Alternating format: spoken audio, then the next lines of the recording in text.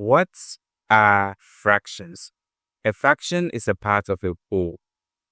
And when you take a whole, like this circle shown here, this particular circle, and divide it into a number of equal pieces, the number of the equal pieces represents the denominator, which is the number we always write at the bottom of the fraction. And the number of those pieces that you are taking into consideration represents our numerator as shown here and here. So that's a fraction, a part of a whole, and it's always written like this. Now, what are decimal fractions? Decimal fractions are not a different kind of fractions. They are a different way to write fractions. So, for example, 0.25 is a decimal fraction. 0.1 is a decimal fraction. 5.6 is a decimal fraction.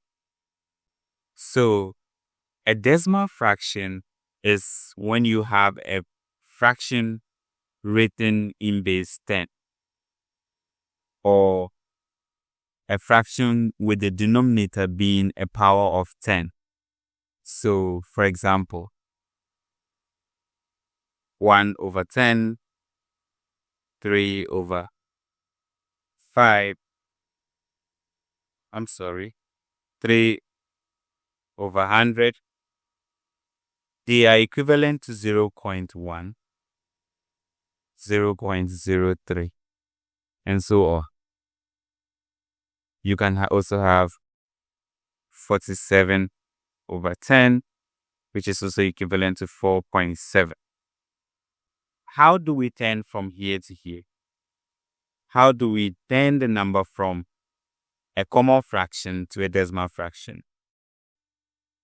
We assume there is a decimal point at the right of the number here, and then we move it as many as there are zeros in the denominator. So here there is only 1 0, so you move once, then you put the decimal point. That's why we have it. But at the left of the decimal point, you always have to put a 0 at the end of the day. So in this case, we have to move once and then 2. Wherever there is a blank space, you have to put a 0. So that's how simply to transform a common fraction into a decimal fraction when they are written with the denominator as a power of 10. Now, are these the only fractions we can turn into decimals? No, obviously no. Any fraction can be turned into a decimal. Now let's look at fractions that are not written with their denominators being a power of 10. So let's say 1 over 3, 1 over 7, 6 over 5, and so on.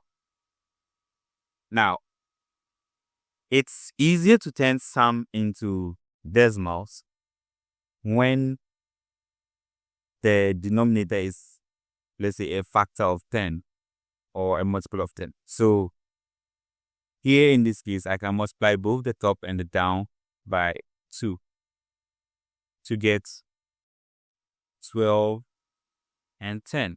Now we are back to our easy spot. We just move the decimal points once. Now we get 1.2. This is an easy case. But what about this, our friend C? This is where we have to divide. We just have to do the division. So you use long division. And you write the dividend inside and the divisor outside. The numerator is the dividend. The denominator is the divisor. In the case of when you want to do the operation division, that's what they are called. But as parts of fractions, they are called numerator and denominator. So you take 1 and divide by 3. That cannot work. So you attach a 0 to the 1 and then put a 0 point, and you now do the division. Here it will work, but there will be a remainder, 3. Then multiply the 3 by the 3, then you get 9. Then you do a subtraction to get the remainder, 1. We have gotten back to the previous case. So you just see that we'll do the same thing. We attach a 0, but this time we don't do 0 point again.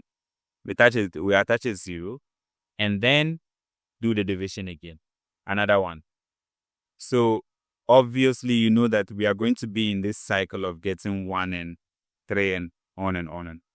So 1 over 3 is equal to 0.333. 3 repeats it.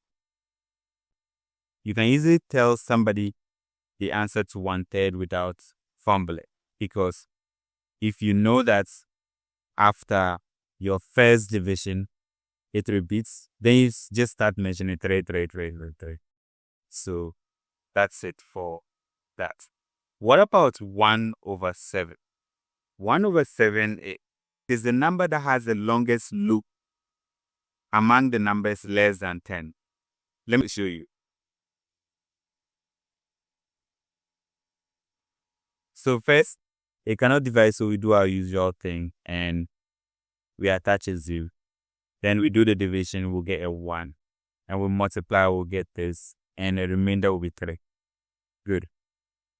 Here again, the remainder is less than the divisor, so you attach a 0 and do the division. The 7 will enter into 30 4 times. Do the multiplication and you get a 28. And you do the subtraction, you get 2 is less than divisor. You do 2 times, this will be 14. Do the subtraction, you get a 6. And you attach a 0 because it's still less than s. Then you do the multiplication, you get, let me continue it around here. You get a 56. Then you subtract, you get a 4. It's still less than it, so attach a 0. Then you do the division, then you get 5. 35. Finally, you get a 5. Next, 7 enters 57 times. So put a 7. 7 times 7 is 49. Then we get a 1. Good. You see the 1? It has now come back to repeat again. Okay?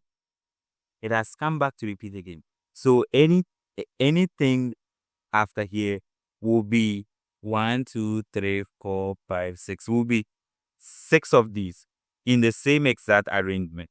So 1, 4, 2, 8, 5, 7. 1, 4, 2, 8, 5, 7.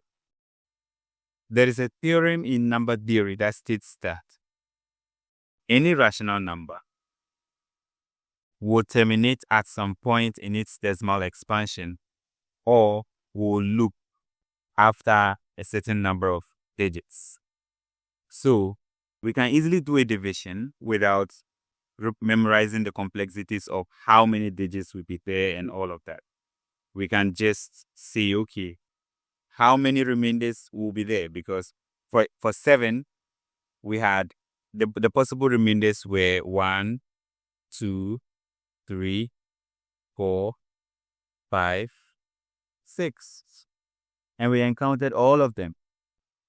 The number of remainders determine how many digits you would encounter before you loop back.